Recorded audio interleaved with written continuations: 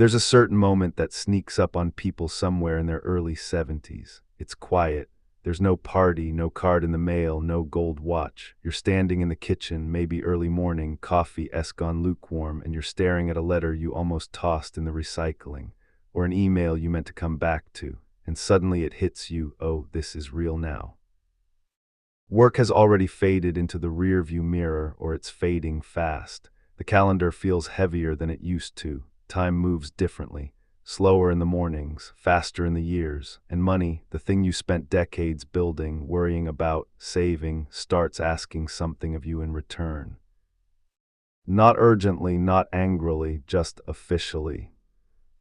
Required minimum distributions, RMDs.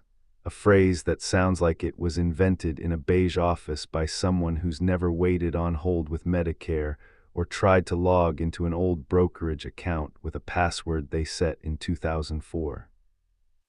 And here's the thing, most people hear RMD and think, oh, that's just a rule, a form, something I'll deal with later. But that's not really what this moment is about. It's not just paperwork. It's a psychological shift, a line you cross without ceremony. I've spent a lot of time thinking about money, aging, and why some people seem calm in their later years while others feel like they're constantly bracing for impact. My name is Robert, by the way, and honestly, I didn't expect this topic to matter to me as much as it does. But the closer you get to that age, 73, the more you realize this isn't about squeezing every last dollar. It's about control and peace, and not letting quiet rules make loud mistakes in your life. Because what you do before your first RMD, not after, can change how the rest of retirement feels.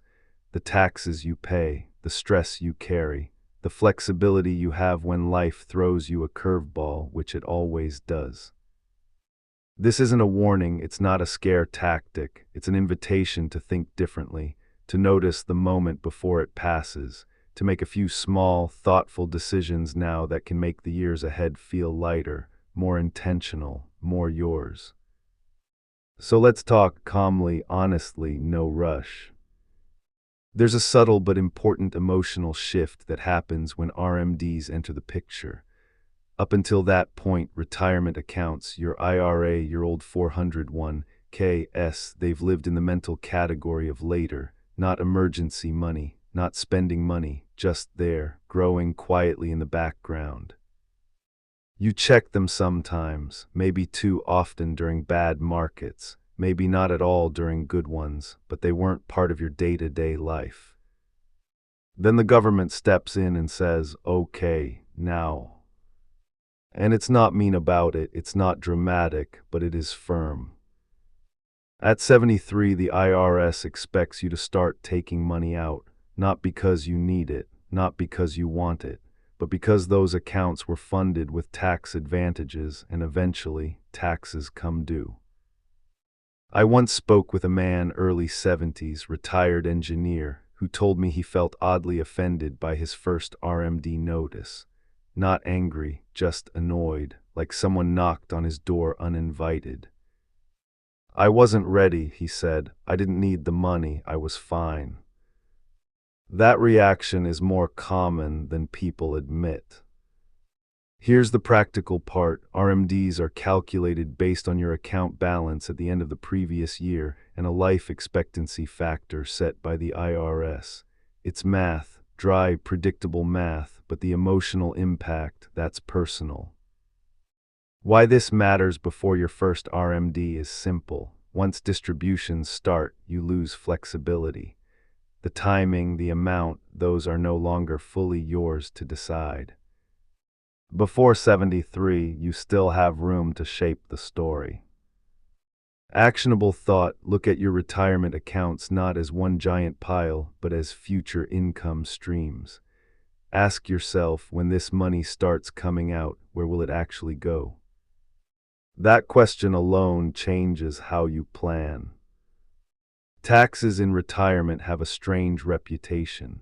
People assume they'll be lower, and sometimes they are, but sometimes, especially after RMDs begin, they quietly rise. Here's why.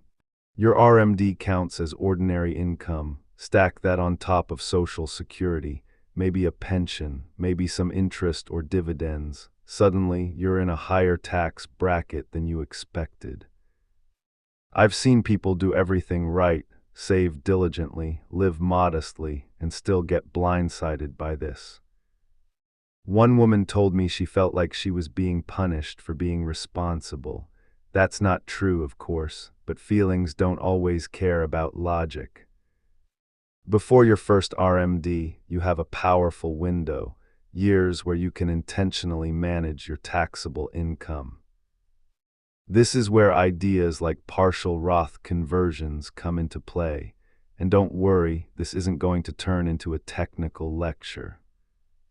A Roth conversion is simply moving money from a traditional IRA into a Roth IRA, paying the tax now so future withdrawals are tax-free. You don't have to convert everything, you don't have to do it all at once. Even small, gradual conversions, done during lower income years, can reduce future RMDs and smooth out taxes later. Why this matters for seniors: once RMDs start, Roth conversions become more complicated and sometimes less effective. Actionable step: sit down, maybe literally with a yellow legal pad, and estimate your income between now and 73. Ask, are there years where my income is unusually low? Those years are opportunities. Social Security feels straightforward until it is. You earn it, you claim it, it shows up, simple. But add RMDs into the mix, and suddenly Social Security benefits can become partially taxable in ways people didn't anticipate. Up to 85% of your Social Security can be taxable depending on your combined income. RMDs increase that income. I remember a couple who couldn't understand why their tax bill jumped after 73 even though nothing changed. Everything had changed, it just didn't feel dramatic. Before your first RMD, coordination matters. If you delayed Social Security to increase your benefit, great. If you claimed early, that's okay too. But now you need to look at how these income sources interact. This isn't about gaming the system, it's about awareness. Actionable advice: request a Social Security benefit estimate and line it up next to projected RMDs. Seeing the numbers together often reveals things you couldn't feel intuitively. Here's something people don't talk about enough. RMDs can push you into spending money poorly simply because it shows up. When a distribution hits your checking account, there's a temptation, subtle but real, to treat it like extra money. New car sooner than planned, helping family beyond what's comfortable, bigger gifts, bigger tips, bigger everything. Generosity is beautiful, but unintentional spending can quietly erode long-term security. Before your first RMD, decide what that money means. Is it lifestyle support? Is it reinvestment? Is it charitable giving? Is it simply paying taxes? One retiree told me they created a separate account just for RMDs. That way, he said, I don't confuse it with the rest of my life. That's wisdom born from experience. Actionable step: pre-assign future RMD dollars to categories, even if it's rough, even if it changes later. Direction matters more than precision. This is one of those topics that feels technical until it feels deeply human. Once RMDs begin, qualified charitable distributions, QCDs, allow you to send money directly from your IRA to a charity. That amount counts toward your RMD but doesn't show up as taxable income. But here's the catch: QCDs only work after RMD age.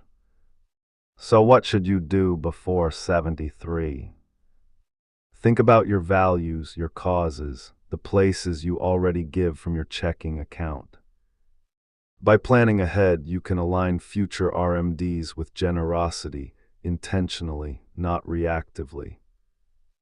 I've seen people find real peace knowing their required distributions are quietly supporting something meaningful instead of inflating their tax return. Actionable thought: write down 3 causes that matter to you, not someday, now. That list often becomes part of the RMD plan later. This might be the most important part, and it has nothing to do with spreadsheets. For decades, your financial life was about accumulation. Save, build, delay. RMDs signal a transition, whether you like it or not, into permission. A permission to use what you built. But many people struggle with that. They keep saving mentally even when the rules change. Before your first RMD, practice spending intentionally, not recklessly, intentionally. Travel modestly, upgrade something that's been annoying you for years, buy comfort, not status. One man told me buying a better mattress felt more meaningful than any investment return he'd ever earned. Actionable advice: spend $1 differently this year, consciously, as a rehearsal for later freedom. RMDs are calculated per account, but withdrawals can be taken strategically. That flexibility disappears when accounts are scattered. Before 73, consolidate where appropriate. Old 401(k)s, forgotten IRAs, accounts you barely remember opening. This isn't about chasing returns, it's about reducing future confusion. Paperwork gets heavier as we age, energy gets more precious. Actionable step: make a master list of all retirement accounts, logins, and beneficiaries. This alone reduces future stress. Here's the quiet truth: doing this work before your first RMD isn't about perfection. It's about calm. People who plan early don't avoid uncertainty. They meet it with fewer surprises. They sleep better, they worry less about letters in the mail, they feel steadier. And that steadiness, that's the real return. If you take nothing else from this conversation, take this: your first RMD is not a cliff, it's not a crisis, it's a moment. A moment where the money you worked for starts working with you. Or against you, depending on how thoughtfully you approach it. Before 73, you still have room to shape taxes gently instead of abruptly, room to align income with values, room to simplify instead of scrambling, room to practice spending with intention instead of guilt. None of this requires drastic moves, no dramatic changes, no all-or-nothing decisions. It's a series of small, human choices made with awareness. I think about this a lot, probably too much, honestly, because retirement isn't just about numbers lasting long enough. It's about feeling okay inside your own life, about not flinching when envelopes arrive, about knowing why money is moving the way it is. You don't need to rush, you don't need to panic, and you definitely don't need to feel behind. Just notice where you are, notice what's coming, and give yourself permission to plan quietly, thoughtfully, and on your own terms. That's usually enough. And somehow it makes everything feel a little lighter.